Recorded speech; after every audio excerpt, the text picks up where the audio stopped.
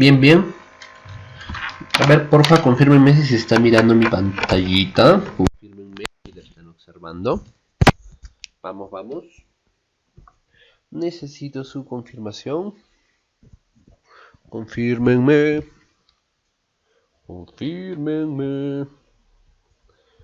Bien, gracias por confirmar. Vamos a dar inicio entonces a la sesión que corresponde el día de hoy.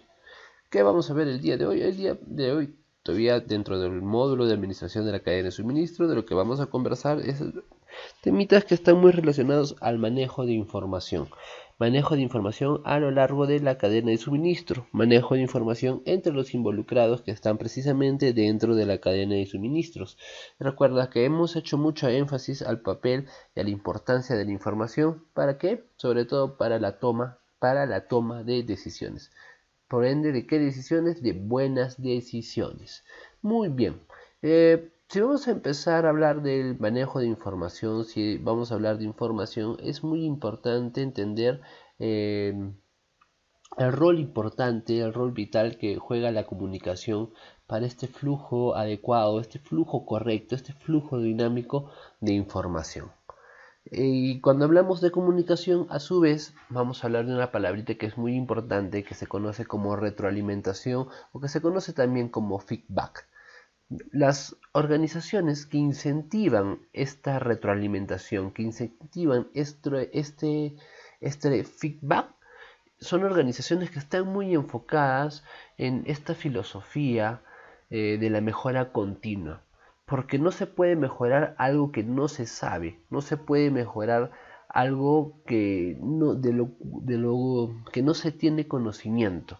Y de cierta forma, tener este conocimiento de qué es lo que está mal y dónde se está dando esto mal, o no necesariamente mal, sino esta oportunidad de mejorar algo, de hacer algo mucho mejor a la manera en la que se hace en la actualidad, solo se va a lograr si es que hay una comunicación fluida, una comunicación de doble vía, y eso es a lo que se refiere precisamente el feedback, eso es a lo que se refiere la retroalimentación. Entonces las organizaciones, las empresas, independientemente, ¿no?, del papel que juegan en la cadena de suministro, deben ser capaces de incentivar esta retroalimentación con la intención de que puedan detectar precisamente cuáles son sus puntos más fuertes, ¿no?, sus fortalezas, cuáles son sus puntos más rápidos, en qué actividades o en qué procesos tienen mayor precisión, rapidez, agilidad, capacidad de respuesta. Y también de esta forma no solo entender o focalizarse en los aspectos positivos, sino también entender y conocer o darse cuenta de cuáles son los aspectos no tan positivos, sino cuáles son aspectos relacionados a algunas debilidades o flaquezas o actividades que no se estén haciendo de la mejor manera con la intención de eliminarlas, ¿no? Pero quiero que te des cuenta, sean fortalezas, sean debilidades, estas son mucho más identificables y van a estar, digamos, más enfocadas en la filosofía de la mejora continua, solo si realmente se da una comunicación fluida, solo si se incentiva el feedback y la retroalimentación. ¿Me estoy dejando entender hasta ahí?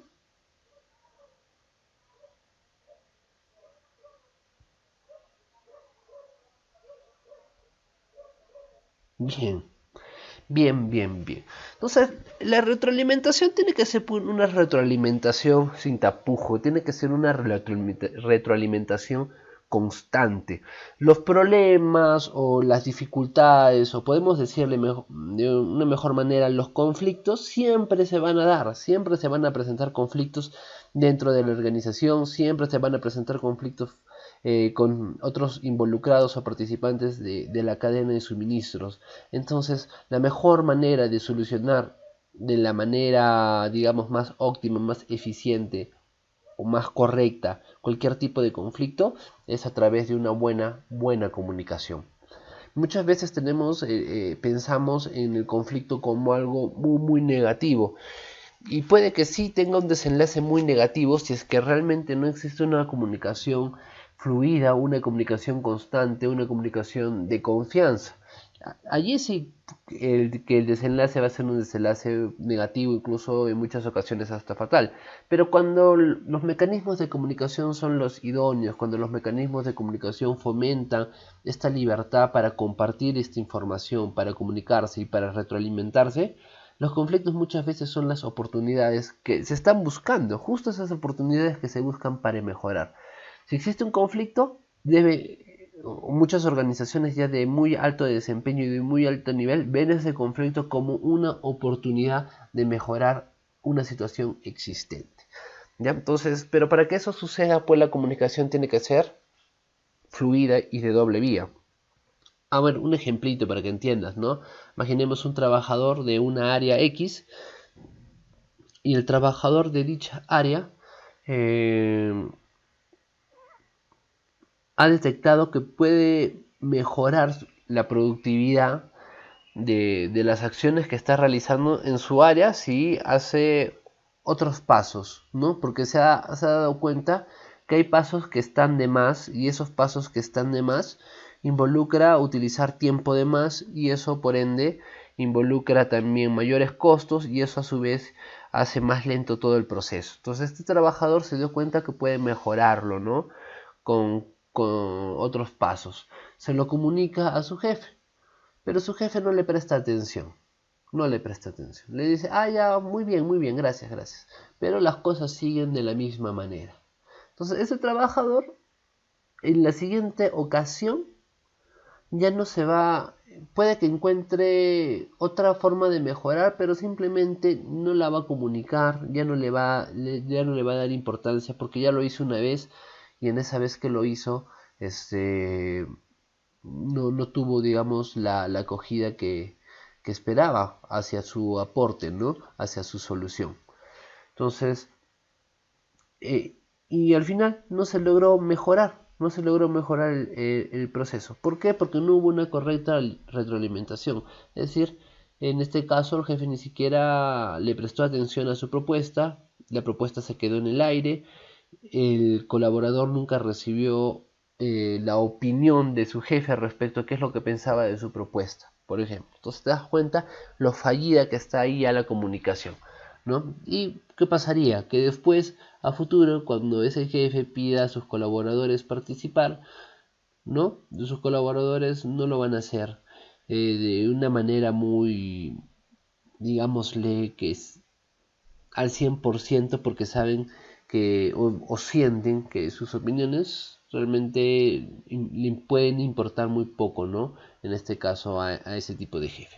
Solo más o menos para que quede un poquito más gráfico esto de la retroalimentación, ¿no? Muy diferente es cuando, por ejemplo, si hubiera sido una escucha mucho más abierta en la cual el jefe hubiese tomado la participación del colaborador o su aporte, lo hubiera puesto a prueba, hubieran llegado a conclusiones, ¿no? A partir de las observaciones de su colaborador, y si en efecto representaban estas mejorías, al colaborador también se le hubiera dado algún tipo de incentivo, ¿no? ¿Por qué? Porque está participando y porque está aportando, ¿no?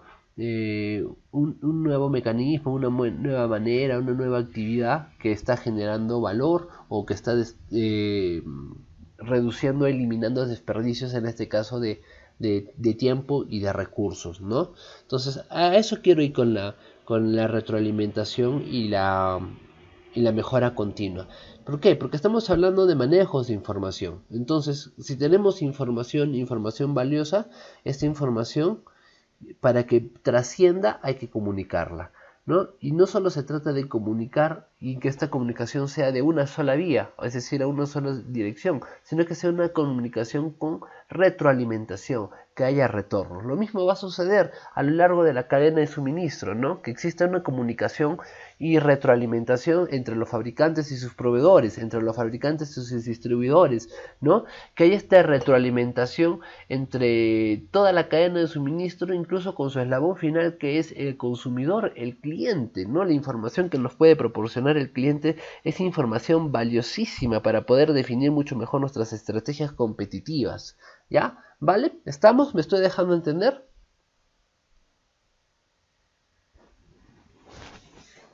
Muy bien.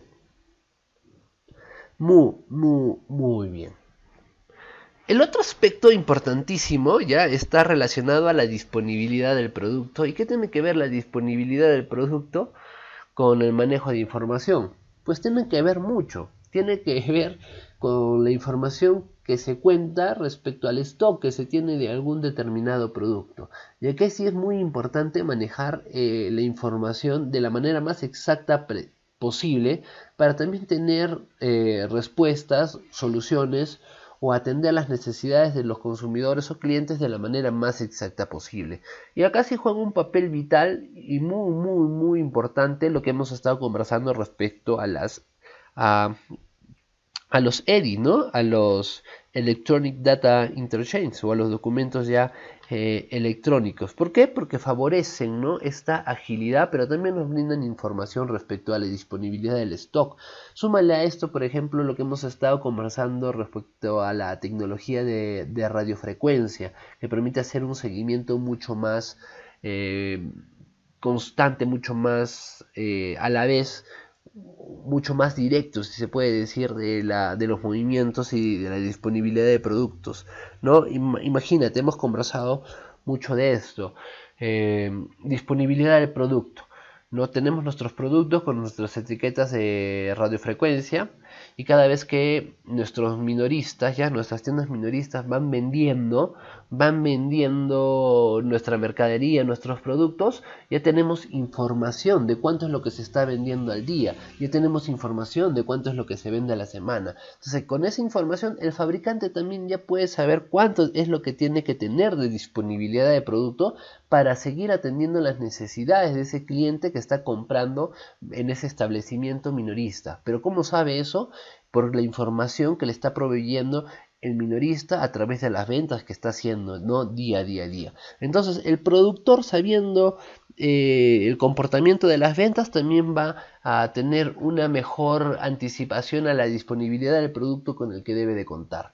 Y si puede anticiparse o puede tener mejor, digamos, conciencia de la disponibilidad de producto que necesita, esto también es información valiosa para el proveedor.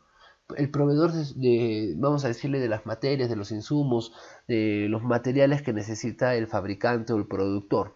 Entonces, a medida que va saliendo las ventas en el establecimiento del minorista, el productor o el fabricante también está ya haciendo salidas de sus almacenes de sus productos terminados. Y al hacer salidas de sus productos terminados, es decir, de la disponibilidad que cuenta, el proveedor también ya sabe cuánto es lo que tiene que abastecerlo para que siga con esta producción, ¿no? Siempre pensando en lo que es la metodología del just in time, de mantener lo más reducido los inventarios, de producir solamente lo necesario. Pero te das cuenta que en este caso esta producción de solamente lo necesario está de cierta forma respondiendo a cómo está comportándose el consumidor o cómo es que está comportándose la demanda. Y para saber cómo se está comportando la demanda, ¿qué es lo que estoy necesitando? Información. Información en este caso ¿de qué? De la disponibilidad del producto. Disponibilidad de producto en este caso en el centro del minorista. Disponibilidad del producto en este caso ¿de dónde? Del almacén del productor, ¿no? Disponibilidad. ¿Sí? Entonces está clara la importancia de por qué por qué estamos hablando de manejo de información en cuanto a disponibilidad de producto. ¿Está claro? ¿Me estoy dejando entender? Por favor, a ver, díganme a través del chat si estamos conectados, si estamos sintonizados, si estamos en el mismo canal. Díganme, vamos.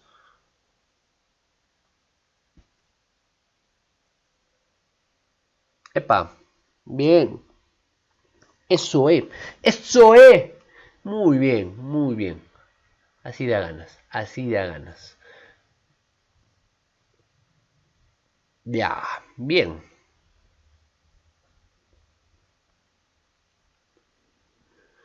Respecto a la programación y al cumplimiento.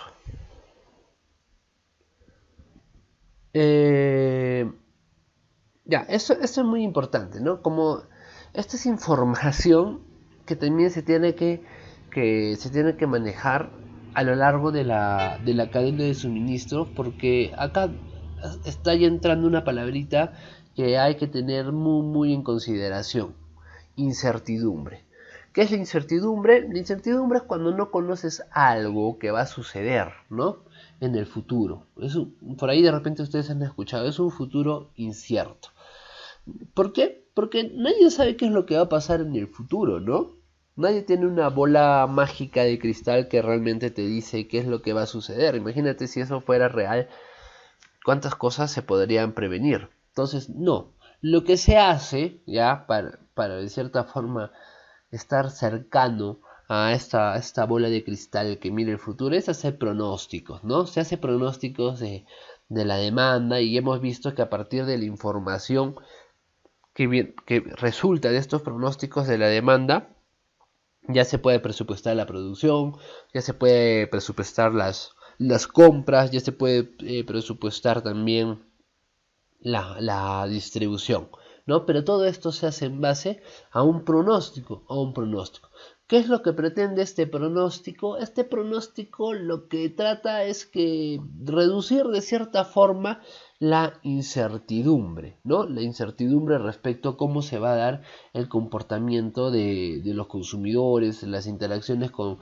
la demanda en el futuro, ¿no? Entonces, ¿para qué se hace pronósticos? Para tratar de reducir de cierta forma la incertidumbre,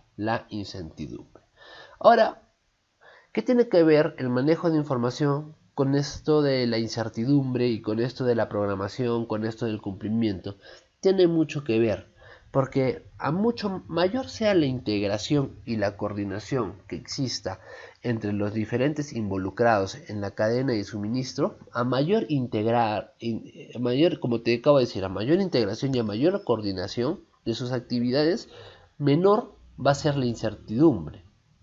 Se va a reducir la incertidumbre y por ende las actividades que van a llevar a cabo entre los involucrados de la cadena de suministros son actividades que en caso, ya vamos a decirle, que suceda acontecimientos en el futuro que estén alejándolos de cierta forma de los pronósticos y de las proyecciones que ya habían realizado, al estar tan integrados y coordinados van a poderle dar una mayor respuesta a esos acontecimientos que no tenían previstos, ¿no? Porque como te acabo de decir, el futuro puede ser incierto, en el futuro pueden pasar muchas cosas que no se tenían en consideración. Entonces, al estar más integrados los involucrados en la cadena de suministro, pueden darle mayor rapidez o pueden afrontar mucho mejor estos acontecimientos no previstos. Y por ende, si pueden responder de mejor manera a esos acontecimientos no previstos, también van a poder ajustar mucho mejor su programación. ¿Programación en qué? Por ejemplo, programación en lo que se refiere al abastecimiento, de lo que necesitan de materiales o materias primas, ¿para qué? Para su producción. Un mejor ajuste también en la programación de la producción. Un mejor ajuste también en la distribución. Y esto que implica a su vez un mejor ajuste en este cumplimiento, que es básicamente estar en el momento indicado y en el lugar indicado para aquel consumidor que necesite ese producto o ese servicio. ¿Ya? Entonces, en síntesis, nadie sabe qué va a pasar en el futuro. Como nadie sabe qué es lo que va a pasar en el futuro, se busca tener cierta cercanía, y esta cierta cercanía hacia lo que puede suceder en el futuro se da gracias a los pronósticos, a las proyecciones que se hacen más que todo del comportamiento de la demanda. Como pueden suceder X cosas en el futuro no previstas que no estaban de repente en nuestros pronósticos, la capacidad de respuesta de la cadena de suministro va a ser mucho más ágil, va a ser mucho más de mucha mayor capacidad de respuesta cuando los involucrados en dicha cadena de suministros realicen sus actividades de una manera mucho más integrada y de una manera mucho más coordinada. Eso les va a permitir tener una mayor agilidad nuevamente de respuesta en cuanto a las programaciones que tengan que ajustar, que tengan que modificar por aquellos acontecimientos no previstos y por lo tanto seguir, digamos, en la línea del cumplimiento con sus consumidores, con sus clientes. ¿Me estoy dejando entender? ¿Está claro? A ver, por favor, manifiéstense, díganme a través del chat si están conmigo.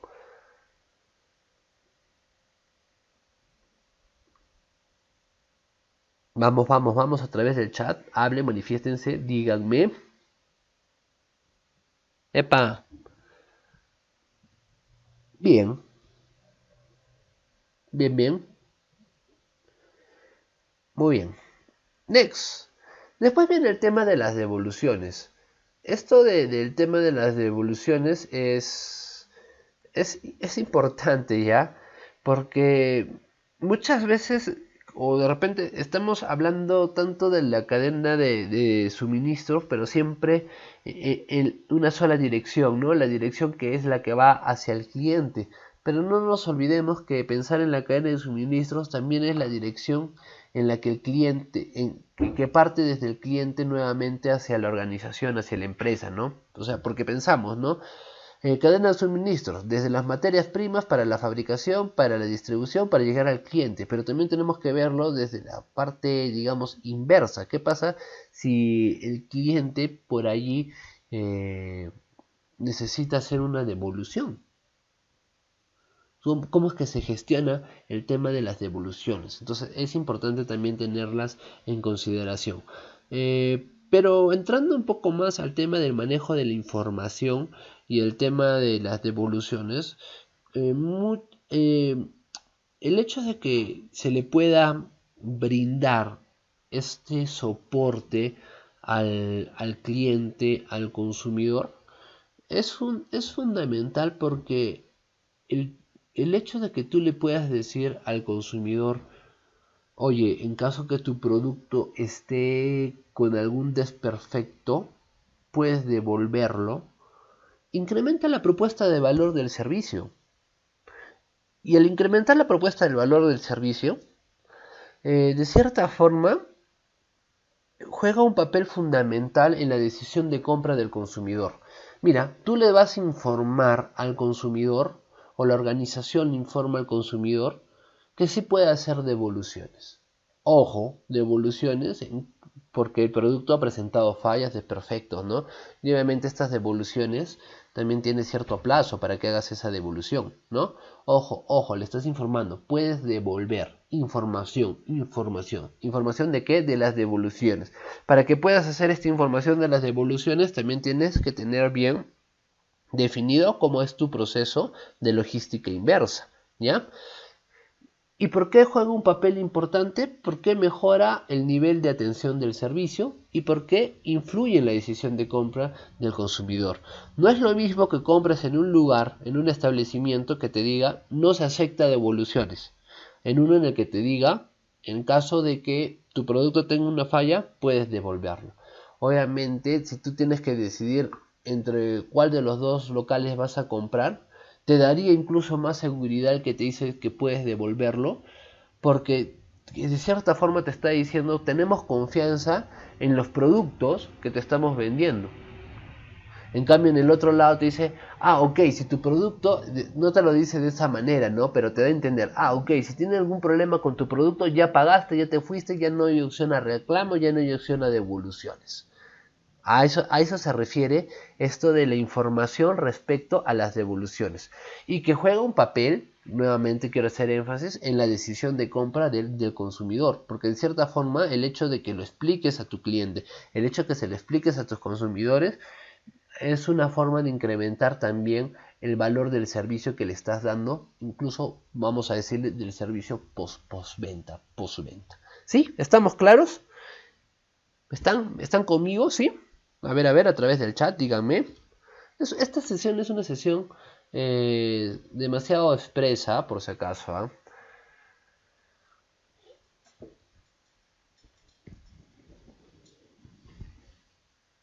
¿Estamos?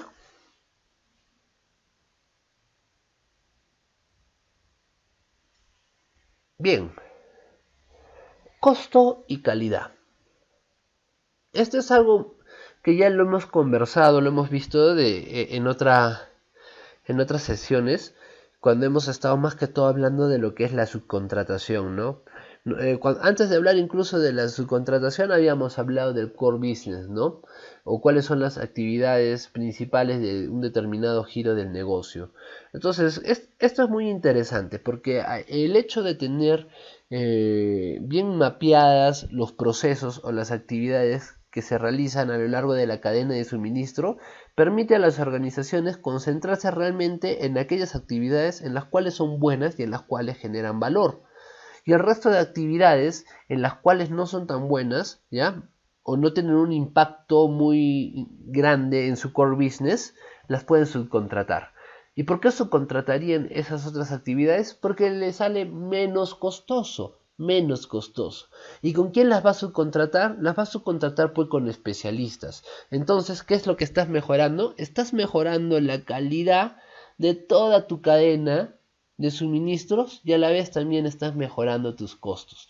A la larga, ¿quién va a ser el más beneficiado? El más beneficiado va a ser el consumidor, va a ser el cliente, porque va a obtener productos de calidad a un menor costo, Entonces, cuando hablamos de costo y calidad, es importante, nuevamente, como te he dicho, hacer este mapeo de cuáles son, por ejemplo, los procesos que impactan más al core business, cuáles son los procesos que se van a subcontratar, y también es importante ya el manejo de información a través de data electrónica, porque imagínate que hay actividades que ya están siendo subcontratadas. Imaginemos que se trabaje tipo vendor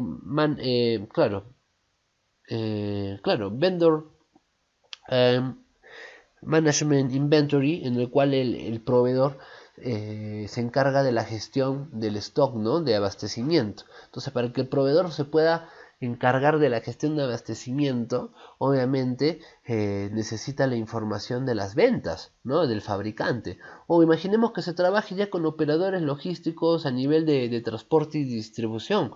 También, ¿qué es lo que va a necesitar? Va a necesitar información. Entonces, para que estas actividades o estos procesos realmente estén integrados, para que puedan estar realmente integrados, sí se necesita ya trabajar con tecnología más que todo enfocada en tipo EDI, que pueda compartir esta información de manera mucho más rápida, de manera mucho más oportuna para tomar las decisiones. ¿Vale? ¿Estamos? A ver, díganme si todo está bien. De paso que me hidrato. A ver, por favor, confírmenme.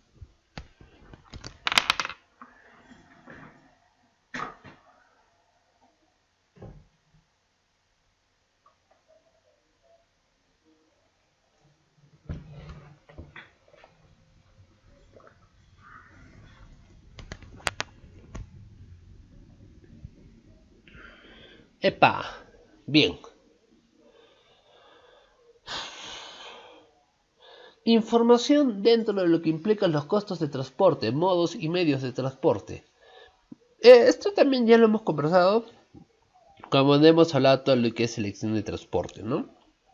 Bien, pero de cierta forma es importante también tener en cuenta, ¿no? La información, el papel de la información en lo que es el transporte.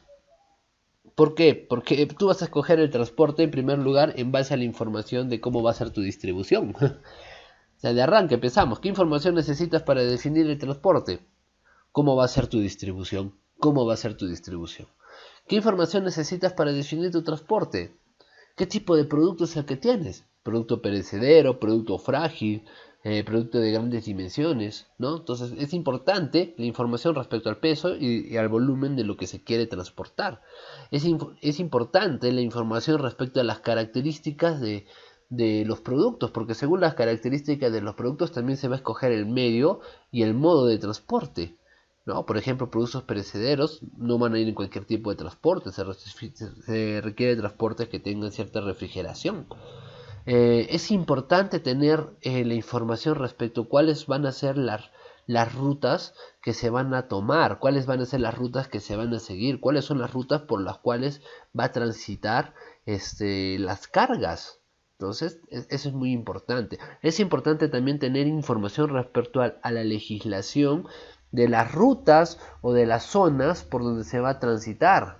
Es importante, por ejemplo, tener información si es que se va a incurrir en otros costos en esas rutas porque existen, por ejemplo, peajes, ¿no? Es importante también saber las características de los clientes, de los destinos hacia donde se quiere enviar esos productos, ¿no? Entonces, te das cuenta la importancia de la información para definir en este caso los costos de transporte. Eso es a lo que quería hacer énfasis. ¿Por qué? Porque estamos hablando de información, de manejo de información. Y en este caso, esa información es información que también se va a ir obteniendo, que se va a ir recopilando en base a la planificación que se va a hacer de la distribución. Se planifica la distribución y esa información sirve ¿para qué? Para saber, para planificar también mucho mejor cómo va a ser el transporte. Obviamente acá también jugaría un papel importante los operadores logísticos, ¿no? Porque hay operadores logísticos que tú los contratas precisamente o que las organizaciones los contratan para que se encarguen o porque ya tienen los recursos que pueden hacer mucho menos costosos los temas relacionados al transporte y a la distribución. ¡Epa! Estamos.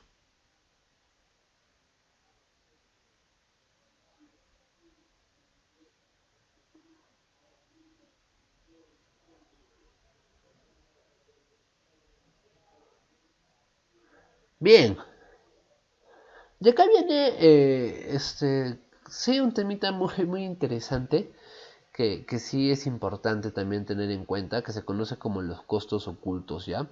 ¿Por qué se los conoce como costos ocultos? Porque son costos que no están dentro de lo presupuestado, no está dentro de lo, digamos, dentro de lo contemplado. Son costos que van a ir apareciendo en el camino, ¿ya?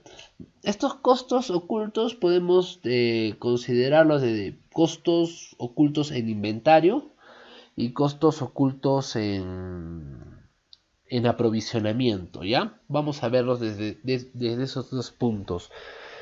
Pero está claro, ¿no? Lo que te estoy diciendo de costos ocultos, ¿ya? Costos ocultos son costos que no están dentro de tu presupuesto, son costos que se pueden ir presentando en la marcha de las operaciones, ¿ya?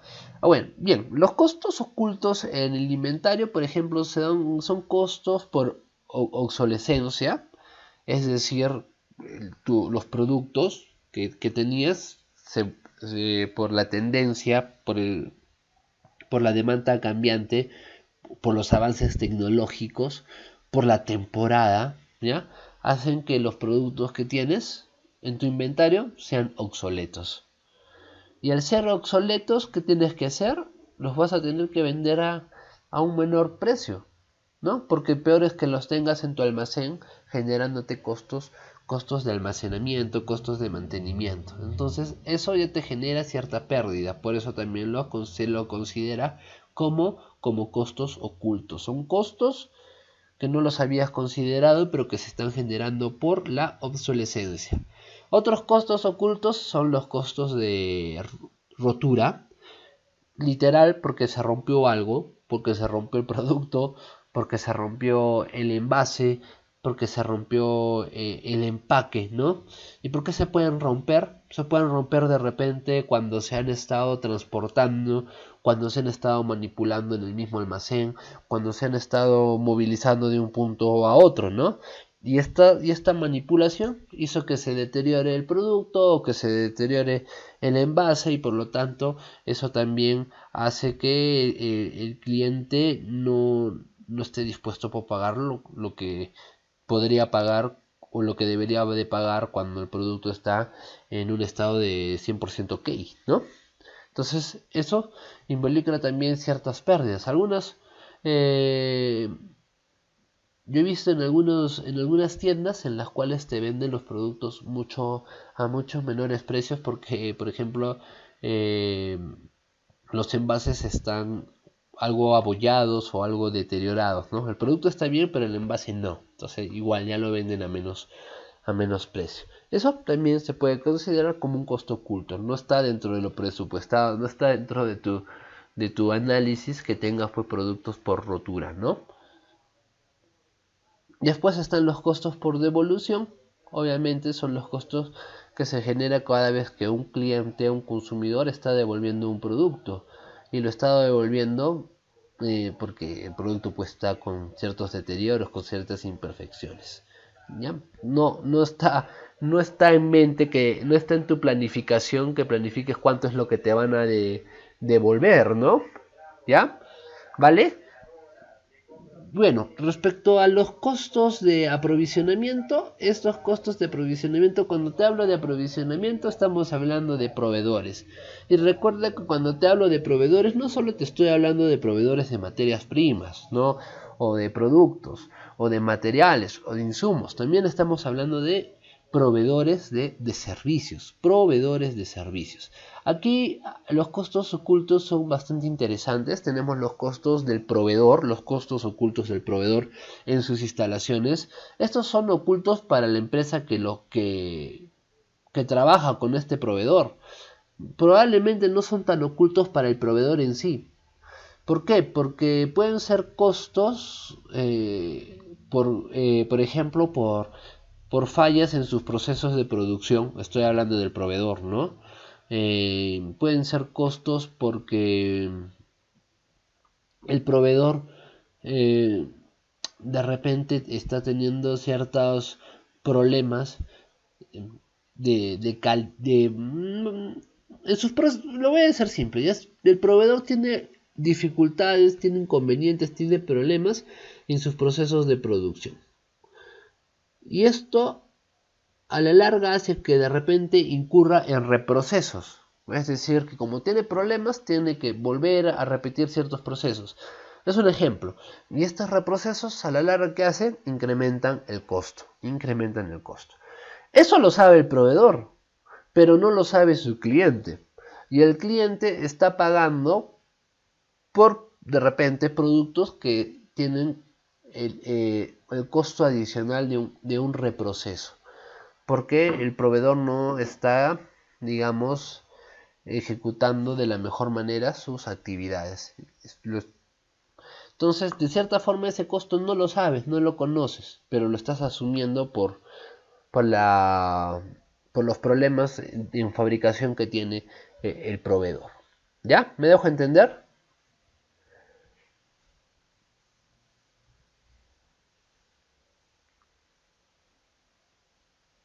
Bien. El otro aspecto o el otro costo oculto dentro de lo que es aprovisionamiento se conocen como los costos de la organización en el proveedor.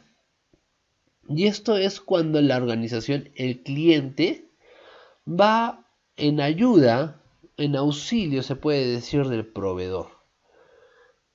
Y en estos casos, pues, se tiene que trasladar pues, personal, se tiene que trasladar de repente algún tipo de equipamiento.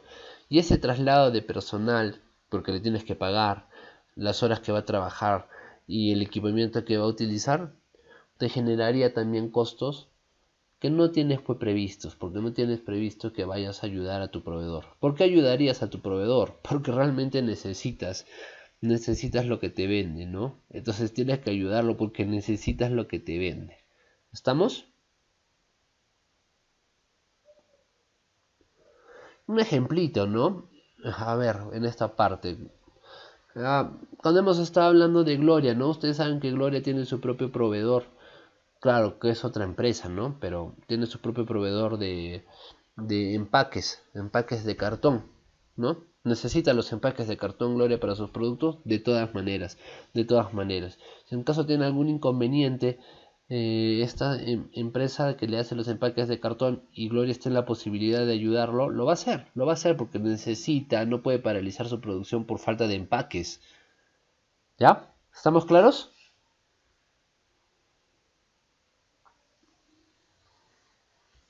Y bueno, el otro costo oculto se da en el caso de que exista fallas en el producto o en el servicio suministrado por el proveedor, ¿no? Estos son los costos que se van a dar cuando te quedas pues sin suministros porque el proveedor no tiene stock y no te puede vender. Terrible, ¿no? Terrible. O que tengas que incurrir en reprocesos tú dentro de tu empresa, de tu organización, porque el proveedor te está suministrando productos no de la calidad que tú requieres y eso te está haciendo que tengas problemas en tu fabricación, en tu producción, estás teniendo muchas fallas, pero en este caso, ¿por qué? Por la mala calidad de los insumos que te está o materiales que te está dando tu proveedor. Esto es muy costoso porque vas a tener que paralizar la producción. Ya estás entrando en costos. ¿Por qué? Paralizas la producción, pero sí, igual tienes que pagarle a tus trabajadores. Después tienes que incurrir en horas extras para de cierta forma volver a estar en la línea del tiempo en el que tenías que cumplir con tus pedidos, ¿no? Entonces, ese vendría a ser otro tipo de costo oculto. En síntesis, tenemos dos tipos de costo ocultos. Antes de eso, ¿qué son los costos ocultos? Son costos que no están dentro de lo planificado. Son costos que se pueden dar durante la ejecución de las operaciones, la puesta en marcha de las operaciones. En este caso, ¿qué tipo de costos ocultos tenemos? Los costos de inventario y los costos de aprovisionamiento. ¿Vale? Eh, ¿Cuál es el papel de la información en los costos ocultos? Esto es básico. Primero, es importante tener en cuenta que los involucrados en la cadena de suministros tienen que estar bastante integrados y bastante coordinados. ¿Por qué? Porque en el caso de que se presenten costos ocultos que no están previstos, se pueda actuar de la manera más inmediata para que estos costos no sean costos muy elevados, no sean costos muy elevados. Y bien, vamos a cerrar esta partecita con algo bonito, no bonito, con el tema, con el último punto, ¿ya? Con el último punto del manejo de la información en la cadena de suministros y hace énfasis al tema de urgencias. ¿Qué son las urgencias? Las urgencias se refiere a cuando sucede pues, una situación tipo desastre natural, tipo catástrofe, tipo problemas sociales, huelgas, ¿no? Que, que no tienen nada que ver con la organización ni con la cadena de suministro, pero que se pueden presentar, no sé, un terremoto, un huracán, ¿no? Una guerra. Entonces son pues desastres. Y estos desastres, ¿qué es lo que causa? Pues causa desabastecimiento, ¿no? Entonces, ¿qué es lo que quiere, qué es lo que, en qué se le está haciendo énfasis en este punto? A que existe una logística que se conoce como la logística de urgencias, y la logística de urgencias lo que trata de hacer es actuar ante situaciones como las que te acabo de mencionar, ¿no? Entonces, ¿qué es lo que van a hacer los involucrados de la cadena de suministros? Los involucrados de la cadena de suministros van a tener que priorizar todas sus actividades de manera coordinada, obviamente, pero en este caso para poder darle respuesta a la urgencia que se está suscitando. ¿Ya? En este caso, por eso se conoce como logística de urgencia, en el cual el abastecimiento, el almacenamiento, la fabricación, el transporte y la distribución van a estar enfocados en qué? En atender la urgencia o las urgencias que se estén dando. Muy bien. Sí, eso es todo lo que quería comentarte por la sesión del día de hoy. Sí, fue una sesión chiquitita, puntualita, bastante relax. Muy bien, queridos chicos y chicas, sin nada más que acotar, solo me queda decirte o decirles colorín colorado, la sesión del día de hoy